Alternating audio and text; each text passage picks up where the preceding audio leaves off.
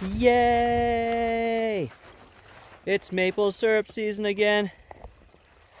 We're out here. We're gonna go up to the top of the line. We're gonna tap our way down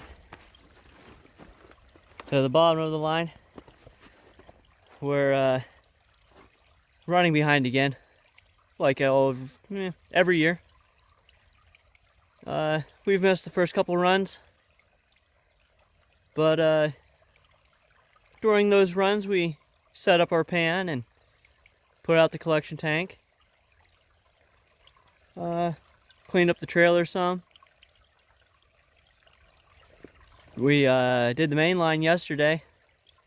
Got that ready. So now we just have to check these little feeder lines here. They run up the hill to all the trees. We have, I believe it's just shy of 100 taps in here. And that's enough for us right now. We don't have a reverse osmosis or anything like that. So we have to do the full cook on it. So that takes a lot of time. Maybe someday we'll get an RO and we'll have a better cook time, and then we'll get more trees. So enough of the chit chat. Let's get tapping. Okay, so we're at the top of the hill. The trunk line ends right here. And then this is gonna be my first run that I'm gonna do. But being that we are constantly only doing things for this during the actual season, it takes a while because we have all these monofloral everywhere. So you kind of have to make a new path every year. But I guess that's part of the fun of the way we do it. So here we go. For this first run, I'm just gonna run my hand along it, up to the tree, around the hose, the one that comes out of the tree. Make sure the squirrels haven't decided to chew on anything. We haven't had too much problem with that, but I've been told it happens. A lot of the sap guys call them tree rats. Okay, now that we know that there's no chews in this line right here, we're gonna take this line, we're gonna get it into this tree. Now, when you tap a tree, you want to go in about 2 inches, 2 to 2.5 inches. This is 2 inches. I like to I'd like to put a little hole in the tree as I can and still get the job done. Now, when you put the hole in the tree, you don't want it to be straight. You want it to be a little bit of a tilt. That way, when you have your hose in, or your spout in there, it's not just the sap's not sitting on the bottom of it here. It is running out. Well, it's more likely to easily run out. We don't have a pump down at the bottom. We just run it off gravity.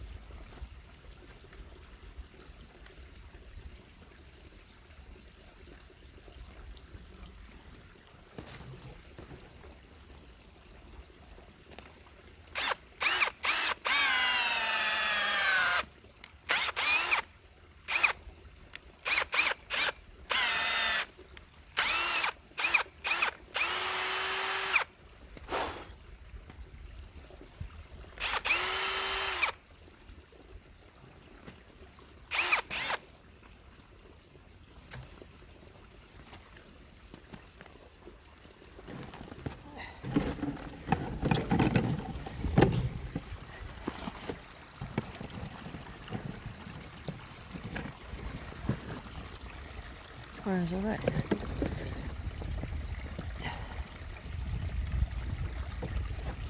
And you can see it's already running out of the hole, and it's dripping right there, the bottom.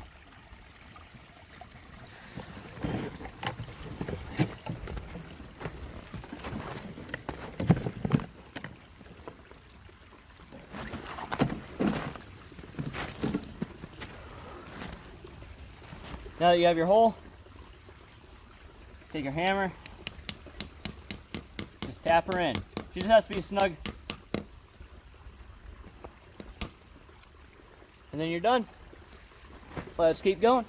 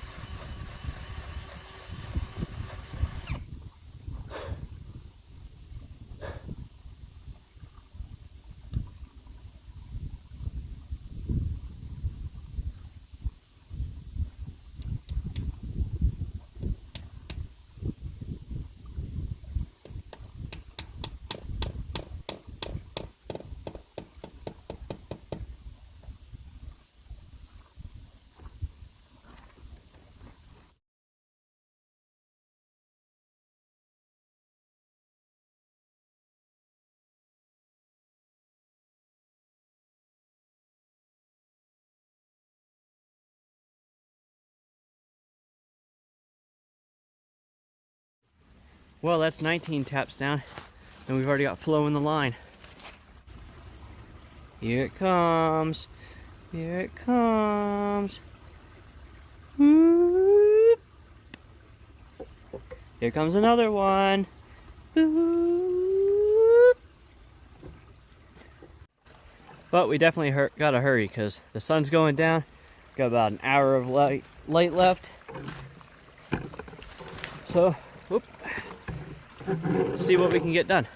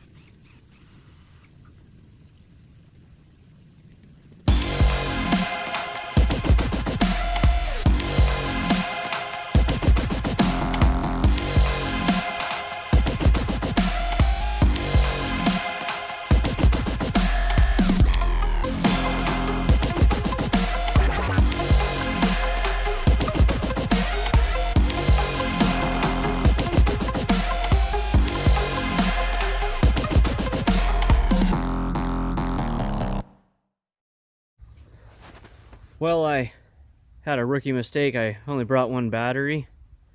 I have 39 holes done of 100, so I guess I'll be back tomorrow because I got about 20 minutes of light and about a 20-minute drive round trip to get a battery. So I guess I'm done.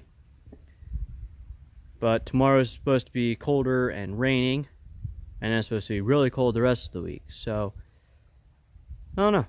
Maybe I'll come out tomorrow and do it in the rain, or maybe I'll come out later this week and do it in the cold. But I have to get it done before next weekend. Gotta get some syrup made.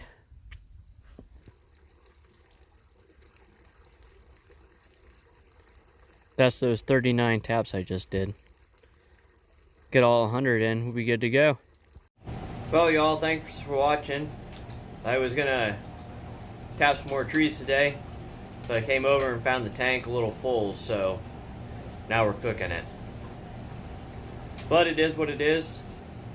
It's supposed to be 12 degrees tomorrow, so the sap definitely won't be running. What I don't get cooked will be frozen in the tank, and I'll be able to finish tapping the trees. Friday's supposed to warm up, which is 2 days from now. So with a day to spare, won't be half bad. I want to thank you for watching. If you could give me a thumbs up, that'd be great. You have a good day.